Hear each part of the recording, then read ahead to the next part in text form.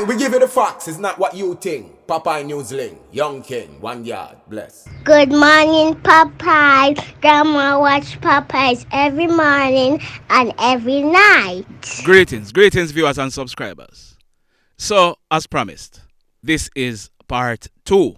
Now, if you haven't yet listened to part 1, I implore you to stop this video right now and go back and listen to part 1. Then come back and listen to part 2. When you do that, you will have a better understanding of where we are now. Now, in this video, you're gonna hear the young lady telling you about what JDF Soldier Anthony Willocks did to her or tried to do to her before he took his own life. So let's continue. And remember, hit on the love button. Also, share the video. Here goes. On my way to OT, my aunt kept calling, asking, "Are you okay? What are you doing today?" I said, "He's taking me to a hotel and we're just going to enjoy the day." She said, "All right, I understand." Mm-hmm. During that time, somebody called him, and when he answered the phone, he was just there in front of me, flirting with the girl on the phone. Yes. And I said to him, he said, "You have no respect for me because it's my birthday. We just moved past this. Why are you talking to this person?" Mm-hmm. You know what he did? Yeah. Anthony opened the car door and pushed me out of the car. Mm-hmm. I was in a mini shirt and a tube top, so basically I'm half naked. And he pushed me out of the moving car. Mm-hmm. It was on a lonely road, so there was nobody there or anything. And I said, "Are you really going to drive off?" And he drove off. And I was just standing there crying, bruised up and everything. Yes. And when I looked at him, I said, "All right," I had my phone, and just I was about to call my aunt, I saw him reverse, and he came back. And he said, "This is the way you make me do. This is the way you make me do. Your birthday. I mean, never want to do this, and I'm so sorry. If I mess up. Just come in at the car, man. Just come in at the car." Mm-hmm. And I went back into the car. I dressed the wound. Went to the hotel. When I went there, I didn't even enjoy myself because I was just in pain. No, you couldn't. Yeah, go ahead. I was just in pain. And my best friend was there. And my Yes. best friend's like, "What's wrong with you? You're losing weight. You're not eating. You're not talking to me. Like, what is wrong with you?" And he was upset that my friend was there. He was so pissed that my best friend was there. Yes. But we ended up, so we went to dinner the night, and that was the time when she saw the bruises, and she started to ask me about it, and I said, "I don't want to talk about it." And she said, "No, you have to talk to somebody because you're going to go insane if you don't talk to somebody." Yes. And I said, "You know what? All right, I'll talk to somebody." Just to get her off my back, I said, "I'll talk to somebody." And during the night, after we had dinner and everything, like I said, I was so embarrassed about the bruises. We went to dinner and I didn't even stay the entire time. So we went back to the hotel room and I just ordered room service. Yes. While I was there, his phone rang. It's the next woman again. And he went on the patio and he was talking to her. I said, "All right, cool." Mm-hmm. Went back to Mona and we decided that, all right, since we're starting to make a little money now, we can stop paying rent, save that money since we have the car that can go towards the car. We have credit cards and all of that. Yes, yes. So we went back to Westmoreland to my grandmother's house, and I think that is where everything took a turn for the worst. Yes, So we're yes. forwarding now into this year. Yes. The abuse got worse. The manipulation got worse. Everything. Yes. And I said to myself, "Nice, because he's taking care of you, why he feels so entitled. So you have to do something for yourself now." In April, I applied for a job at a popular hotel, and I got through. Every night when I came from work, he would beat me because he said that I was cheating on him or whatever. I'm sorry that I'm breaking down. No, man, that's it's all right. It's all right. He said that I was cheating on him and I was not being honest with him, and I said, "I have to work. I have to work." Yes. There were times when he would call the hotel and just ask to speak with me, and they would say, "All right, she's in her office," or she just went to do a delivery or whatever. And that's how he would get confirmation that, okay, she's actually at work. Because you're a sales rep at work, right? Yes, I am. Mm-hmm. So he would just go on and on and on and on. Every time I come from work, there were times when he would even lock me out of the house. And I would just have to stay out there for a few hours begging him to let me in. Remember that this is my grandmother's house, Yes, It's not his family house, it's my family house. And he would lock me out just because she thinks I'm sleeping with somebody else. Yes. So when I started to get a job now, and I started to just fight through everything, I wasn't telling anybody that was going on. My aunt didn't know, and she lived in the same yard. I was just going through it. Yes. Until this year, when it came to this year's birthday now, and on my birthday in the morning, I said, "All right, I'm going to, since you don't want to do the couples thing, I'm going to go ahead and go out with my sister." We wanted to go rafting the day. Yes. And I couldn't get the zip to go on my dress. I said, "Can you pull the dress up for me?" And he had his hand around my neck. And he was just squeezing my neck, "Who you going out with? Who you going out with?" I said, "I'm going out with my sister." And he's like, "I see you never want to do nothing with me." I said, "But why would I want to do something with just you out of what happened last year?" I wanted to be around family, and you didn't want that. You just want me for yourself, and I think that's very toxic. Yes. You know, so he squeezed my neck, and that was the time I just started to scream. Yes. I just started to scream, and my aunt came over and she's like, Savina, you've been going through this for over 2 years. Why you don't say something to somebody? And that was the time I said to him, I think it's best if we break off the relationship. Yes. And that was the time when he started to say, oh, I'm sorry, and why you can't forgive me? I'm ready to change for you. I'm ready to do this for you. I'm ready to do that for you. And I said, it's too late. I've sustained so many disrespect from you. You made me cut off all of my friends, them. Everything, it was just you. So you were able to live your full life while I was just there waiting on you. I was taking care of you. I was motivating you. I was helping you to save money. I was doing all of that good stuff for you. Everything you said you wanted to do, I was doing it with you. But at the end of the day, I was still being abused. I was still being manipulated. And he was just, the guilt trip. I'm ready to change for you. I'm so sorry about everything. And I said no. So he was having a problem getting an apartment, and I wanted to move as well. Yes. So while he was still there, after August, we were sleeping in different rooms. So I was upstairs, he was downstairs. We didn't communicate with each other or anything of the sort. Yes. So it was on September 12th. I went to work, and for the day I was just not feeling well. My asthma got triggered, and they had to call the ambulance to bring me to the hospital because the asthma attack. I think I was going to die that day. I couldn't breathe. I couldn't do anything. Yes. And they asked, who do you have to call? And I said, the only person that I had at the time was Anthony. Yes. He's in Kingston, and we're not even together. So I said, I don't have anybody. So can you imagine being in the hospital and you have nobody to call? Yes, yes, It was just me alone. So they discharged me, and with my sick self, I'm very weak. I hadn't eaten anything. I tried my best, and I just got home. I got home, and I was there talking to my mom, and I'm saying to her, I said, it's either I come up to you or you come down and stay, because I'm not doing well. Mentally, I think I'm going to lose it. Yes. And that was the time I started to tell her everything. I said, for the past 2.5 years, he has been beating me. He has been, like, I have cuts, I have bruises, I have stabs, I have all of that. Stab? You said stab a while ago? Huh? You said stab? Yeah, he stabbed me with a knife at one point. Okay, go ahead. At one point. Yes. So, all of that, and she said, why don't you take out a restraining order? Why don't you tell the police what's going on? And I said, all right, I think I'm going to take out restraining order, and I think I'm going to just finally tell my story so everybody can understand. Yes, yes. And she said to me, there's a knocking on the door. I said, there can't be a knocking on the door because I'm the only one in the house, and the house was locked. I made sure everything was locked when I got home. Yes. She said, Savina, there's somebody knocking on the door. And I said, all right, let me go check. I want to open the door. That was Anthony. Remember, when I checked the house, nobody was in the house, So he hid in the back room in the dark. Oh. Without even telling me that he was at the house, or my aunt didn't even know that he was at the house. Yes. So when I opened the door and I saw him, he had a scissors in his hand. Yes. And immediately he started to give me, like, licks to the head. So he hit me in the face first, and then he just started to just stomp me in my head. Yes. And then he was just like, who are you talking to? Who are you talking to? I said, I'm on the phone with my mom. And my mom was just there screaming. You have to kill my daughter, you have to kill my daughter. And then I hung up the phone, and I was just there.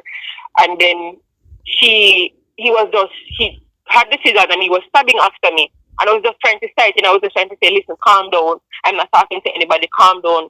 And then he's like, that's the reason why you want me to move up, because you have man. I'm like, what are you talking about? I've been with you for 2.5 years. I've never cheated. I've never disrespected you. And he was just there until I couldn't, like, I was just starting to get weak, because remember, he would have had his hand around my throat at the time. Yes. And I just came out of the hospital from an asthma attack. So you can imagine, I didn't have the strength to fight.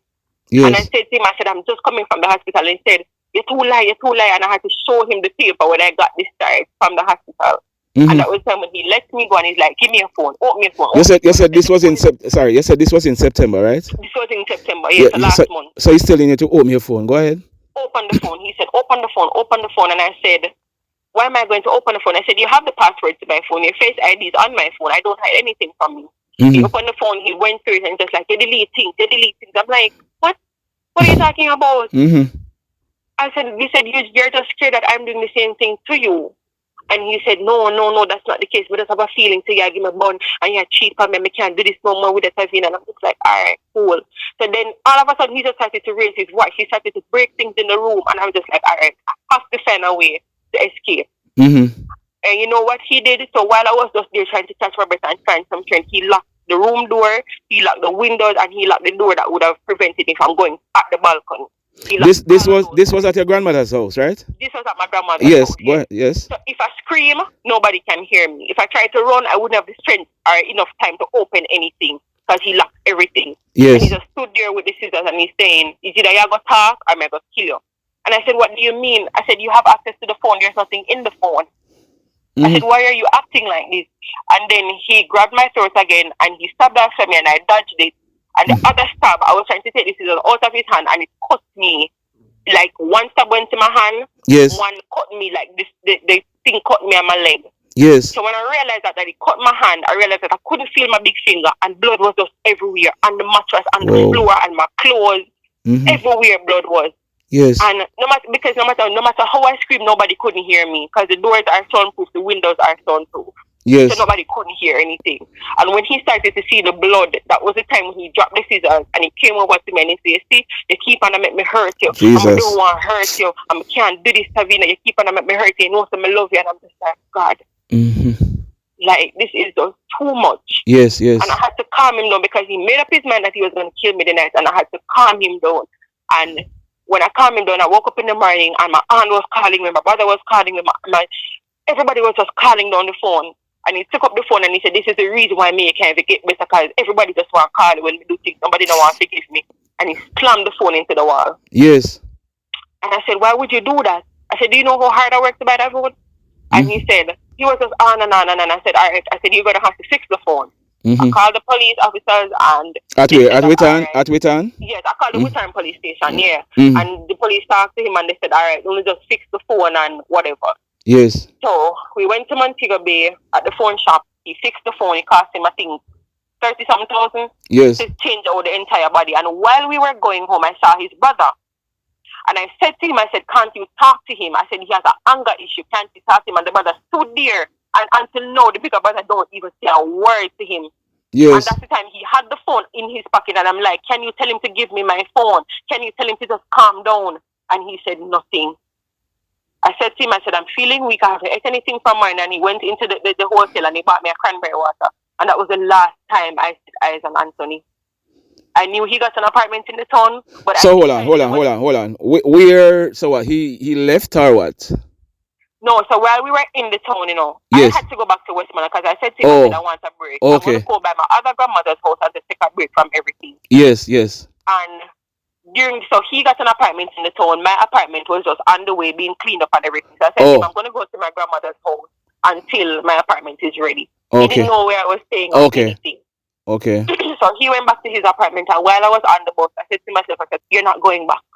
I said, "Anyway, you're going to find this train from, you're going to run as far as you can, and you're not going back to him." Yes. And he would call me to say, "Hey, are you okay? Did you reach out safe?" And I'm like, "Yeah, man, I'm good." And the apartment that I got was actually in Sav, and I said to myself, I said, "That's too close." And I had to just move to an entire different parish. I know nobody here. Yes. I had to. It took me a long while to just figure out the place because I didn't know anything. Yes, yes. And during that time, he would still call me, "Hey, I missed you," and all of that. Yes. So while we had the little small businesses, we would have shared the password with each other and everything. Yes. He locked me out of everything. Every single thing I was banned from. Even my own email address, he locked me out of, saying that I have a job, he doesn't have anything because he has to pay back car loans, he has this to pay back, he has that to pay back. I said, "No. I understand that my job would probably pay better after you take out your loan and everything from your JDF salary. I would still have a little bit more than you. So I like to still with rent. Remember, after everything that he put me through." Yes. So I was still the one paying rent. I was still buying him food. I was still assisting with bills and everything here and there. Yes. And he would still call me, "Hey, I'm sorry. Can you forgive me? Am I going to see you for Christmas? Can you come and see me?" And I'm like, "Anthony, I don't feel safe right now. Yes. I just don't feel safe." I said, "Are you okay? How is your back?" He's like, "His back is hurting." I said, "All right, well, just do what you have to do." Yes. So fast forward now to Saturday morning. Yes. He called me and he said to That's me... Saturday the 29th, right? Yeah. Yes. So he said to me, "How are you doing?" And for some reason, when he called, I wasn't upset. I said, "I'm fine." I said, "I'm not feeling well because my asthma has been acting up. I'm very stressed over the whole situation. I'm having nightmares about it. But I'm okay." And he said, "Tav, I want you to know that I'm sorry." And as a matter of fact, I found out that he was still talking to this ex of his. I asked him about it and he said, "I was being dishonest with you. Yes, I'm still seeing her, but I really want to work things out with you." And I'm just like, it's just the height of manipulation. Yes, yes. And I said, you know what, Anthony? I said, I think it's best if we just kind of cut the communication, go and work on yourself. I'm trying to work on myself. But who to tell? Probably in the future we might get back together. Yes. So just continue working on yourself. I said, probably for Christmas we can go see a movie or something. And he said, are you sure? I said, yeah, man, just work on yourself. Mm-hmm. And he said, all right. He called me at 11 o'clock Saturday morning, and he was saying, I'm sorry for everything. I'm sorry, and I love you, and you're always going to be my best friend. And you took care of me, and nobody else did that for me, and I'm really sorry about everything went. Yes. I said, Anthony, I forgive you. And we really had some great moments, but the bad moments were what really pushed me, and I was about to lose my life. Yes. I was really about to lose my life, and I had to make a decision for me. Mm-hmm. And I said, it took a lot leaving you because I really loved you, but at the same time, the manipulation was too much. The beating was too much.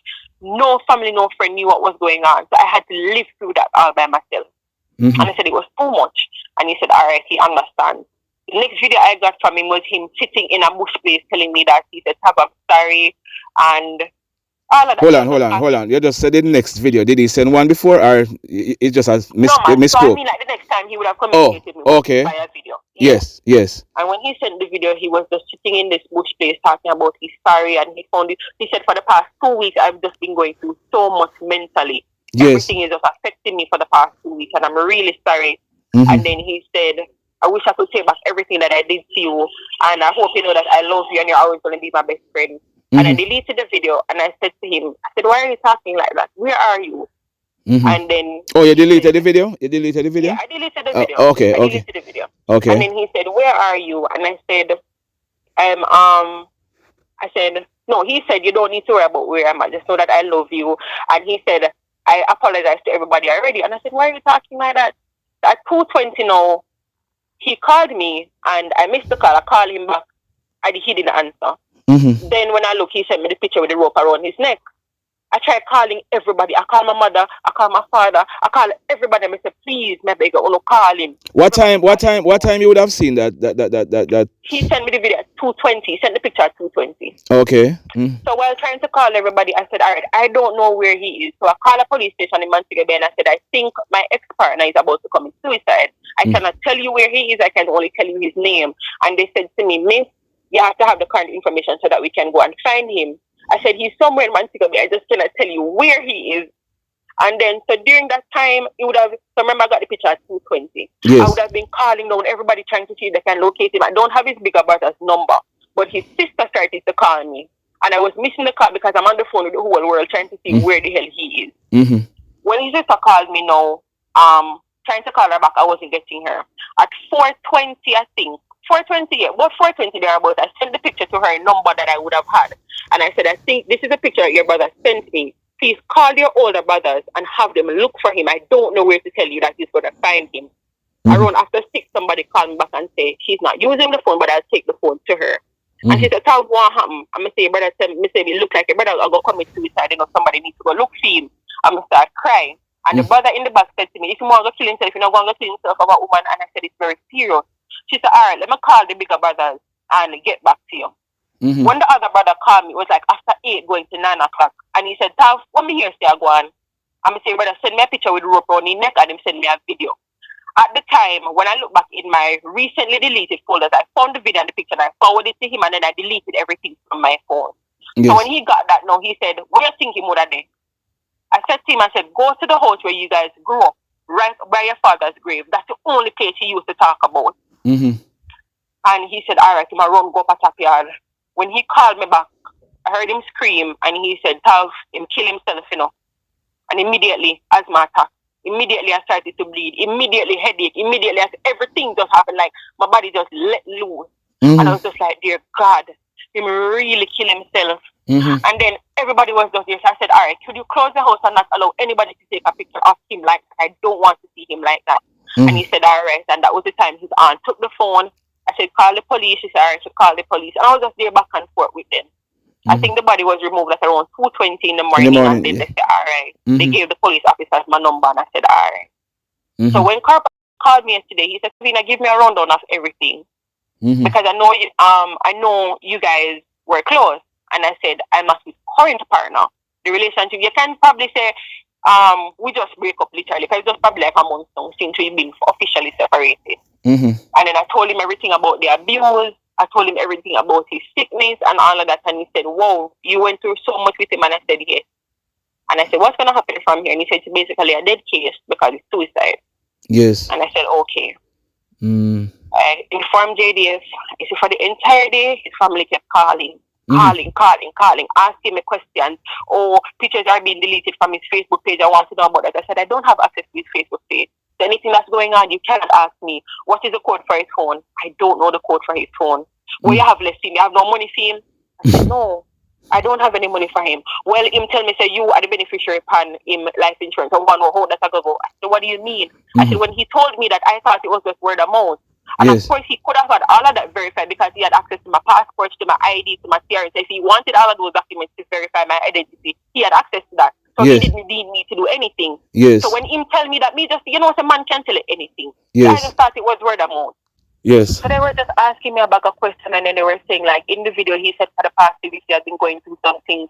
So what only did I go through? And I said, I don't like how this is going because you guys are going to make it look like I am the reason why he killed himself. Yes. I said, at the end of the day, you guys don't know how sick your brother was. You guys don't know how many times he threw up on me, he defecated on me, he urinated on me. You guys don't know any of that. I was the person taking care of him. Even after him just done beat me and he would have get sick and me turn around and nurse him. I said, you guys don't know any of that. I went through that for 3 years and I didn't tell anybody. His sister would have known bits and pieces of it. And I said, the day when I saw you in Montego Bay was the last day I set eyes on Anthony. And I said to you, can you talk to him? And he said, yeah, remember you did tell me that's the truth. Yes. And I said, nobody said anything. So I said, I've been undergoing this for years. I know you guys are going to make it seem like I am the reason why he killed himself. It's not me. He has been severely depressed. So anything that I was giving him was just temporary happiness. I could not give him what he wanted, which was his parents. All he wanted was his father. That is all he ever spoke about. So when he was alive, he was blaming you for his stupidness, and now that he's dead, they are blaming you for his stupidness. Exactly. So it's a lot. So between JDF calling me yesterday, between police calling me and them calling me, and then when you release the video now, down to England, it reached England, everybody started calling me. Yes. Because nobody knew exactly what I was going through. Yes. So everybody was just saying, how could you do this? For 3 years you sat there and allowed him to abuse you, and they knew how hard I went for him. So everybody was so shocked. Very abusive. Yeah. And then when my uncle even called me like that, he said, why didn't you call me? Why didn't you say something? I said, how can I say something? It was embarrassing to go through. At the end of the day, nobody cared about me after my grandmother died. It was just him. Yes. So when me said, all right, him alone, then they said, I couldn't leave him. Yeah. So I had to just undergo all of that. And when my sister tell me, I'm going to kill me the night, and I decided that was the last day I was going to see Anthony Willocks. And that was the last day I saw him. Yeah. It took a lot. Oh, and boy. Nobody knew. So you can just imagine this. And I had to go to work yesterday. How did you make it through the day yesterday? I don't know. For the entire day, I was just praying. My hotel manager said, you have to go home. I said, Miss, if I'm at home by myself, I'm going to think about it, and my husband is going to take me. She said, all right, I'll stay with you. So for the entire day, my manager was there. My hotel manager was there. Everybody saying, have to take it easy. So it's not your fault. Yeah. And every time Anthony would beat me. Well, Tav, it's not your fault. I know it's not my fault. And don't make nobody tell you no stupidness, say your fault. Him could have killed you. He better him kill himself. Exactly. Every time he would beat me, he would send roses to work. I'm going to tell us some big pretty bouquet come to work every time. Yeah. Manipulation. What I started to realize is when every time when the rose come, I would just throw it in the bin. Sometimes I'll 2 times for the day. In the morning I get red roses, in the night I get white roses. In the day I get pink roses, in the night I get orange roses. I saw the rose that needs to come for the entire week. Manipulation. And when I realized that I'm throwing them away, they said, Tavina, something is wrong. What is going on? Yes. And I said nothing. Yes. And the night when he attacked me, that's the night when I had to call my manager and I said, listen, this is what I've been going through. And everybody was saying, why you never tell somebody? I said at the time I was embarrassed. I was embarrassed to call my man to say, hey, this guy has been abusing me and I still stuck with him. Yes. It was a lot. So yesterday, when the brothers called me and when I was telling them, I said, your brother has been severely depressed. He has been very sick. If you want to know how sick he was, call JDF. They will tell you. that he was Yes. undergoing counseling. They will tell you that he was about to get discharged from the army. Because when we begged for the discharge, they didn't give it to us. And when they see that he's not able to do the fitness exam, he's not able to even sweep the room, he's not able to do anything because he's in constant pain, that's the time when they said, okay, they're going to discharge him. But they couldn't do it like that because we had lawyers advising us what to do. Oh. You understand? Yes, So yes. they had to know how they were proceeding. Yes, yes, yes. And during all of that, I said he had all of that on his mind. And because I left because he was going to kill me, he's going to take that to heart. And I said, even in its final moment, I was the only person. Mm-hmm. Hello? Like, okay. Okay. You went out a while ago. Mm-hmm. No, I'm saying even in his final moment, I was the only person he sent that picture and the video. So he literally left me to live with that for the rest of my life. Yeah. You understand? Yes. And when I called the back yesterday, the only thing they were concerned about is, when me have left him, if me have money for him, if when him sell the car, if me give him all that money, what's going on with his phone, what's going on with these things. And I'm just like, so you're not understanding that I've been sustaining abuse and I was still taking care of him. Nobody even said, Tavina, thank you, because I didn't know. And the last message I got from his sister was, these are the things you have to say about my brother. Okay, then. I sent a message to the brother. I said I will not be attending the funeral. I will not be at the graveside because I'm in fear of my life now. Because everybody going to look like them want to push badness for me. Like I mean, I couldn't brother kill himself. I said at the end of the day, if you really knew your little brother, you would have known that all he wanted was rest.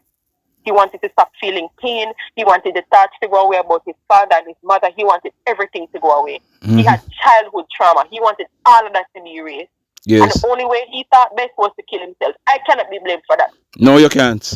I cannot be blamed for that. No, you can't. And don't make anybody tell you stupidness. You can't. You understand? And then it hurt me even more to know that this is somebody that I loved and I spent 3 years with, and I cannot even go to pay my final respect because of how the family is behaving. Look here, Tavina. Look here, just move on with your life. You hear me? Move on with your life. Yeah, I'm going to. Move on with your life. The only thing that really, really get me is that when the brother said, he told me that you are the beneficiary in his life insurance. How that I go. I said if he placed me as a beneficiary, that meant that he knew. No, but they need to understand. They need to understand that suicide, as it relates to suicide, insurance company does not pay life insurance. So nobody's getting. So nobody's getting. The only thing JDF will probably do is bury him based on the circumstances. Yes. That's the only thing. So nobody has nothing to get. Yes. So. And I said that to him yesterday. I said, if you want to know anything, go ahead and call the bank. The bank is open today. Nobody have nothing to get because it's suicide. Yeah. And they were just going on and they might say, no, we have to just go bury him or whatever. And I said, listen, I will not be attending the funeral. I will not be coming to the graveside. I will not be doing anything. You have you don't have the photograph. You said you deleted them, right? I deleted everything. I understand. Yes. I blocked them. I deleted even the messages, his final messages to me. I deleted everything. So 3 years worth of message, WhatsApp message, SMS message. I just clear off everything. I understand. Every picture that we took together, I deleted everything. I understand. There's something on his Facebook page that he's saying. Mom and Dad. Yeah. When did he put that there?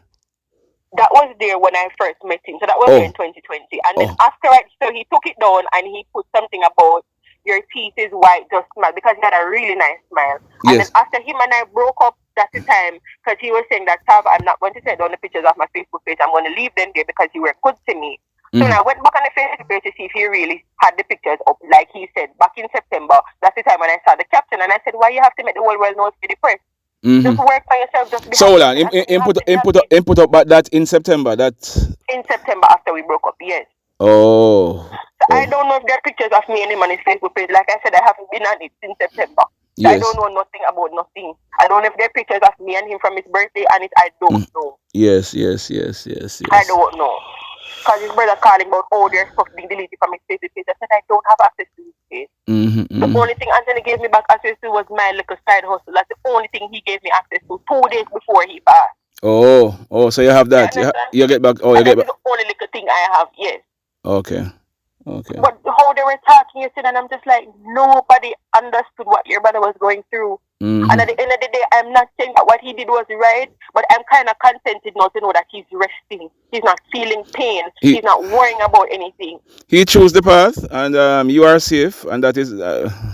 Because it could have easily well been me and him, you know. Of course. It could have easily, and how would my family take that? No, because that's the time when they would have learned that I was being abused, and they probably would know the full story because I wouldn't be alive to tell them. Yes. You understand? So right now, my family is going through turmoil. I'm telling you, my mother is supposed to be here today. She booked a ticket from the US to come. Yes. Because she's saying that one girl picked me and you go through this and nobody tells. The uncle that you spoke to is planning on coming here. So my entire family is in turmoil. So can you just imagine? And plus remember that this everybody has their own assumption as to what happened. Yes. I'm hearing that I'm pregnant for his best friend, and then he didn't have a best friend. I'm hearing that I'm making Bona mad him. I've never cheated on him. Look here, don't not listen to them foolishness here. That's how some people are, and the people. That's last night when my mother called me and she said, me hear this famous blogger talk about you, and we really need you to listen to it. I said, Mommy, I don't want to hear it, you know. Because everybody has something negative to say. And she said, no, Tavina, it's something good. She said, how him know everything? I said, I don't know. I don't know. It's probably somebody from JDF calling. I don't know how he got the full story. But he said, listen to when you talk last night. I was at work and I broke down mercilessly. Because I'm just like, finally somebody know everything. Finally somebody willing to talk the truth. Finally, when I read the comments and let me say, see it this morning, only drag me, only tell me I'm a pregnant female best friend, and they tell me everything, and nobody knew what I undergo with him. Yes. And I think that's the reason why his family is so bitter towards me now, is because they're finally learning the truth about him. Yes. And they just cannot accept it to say, boy, them little brother is so vicious.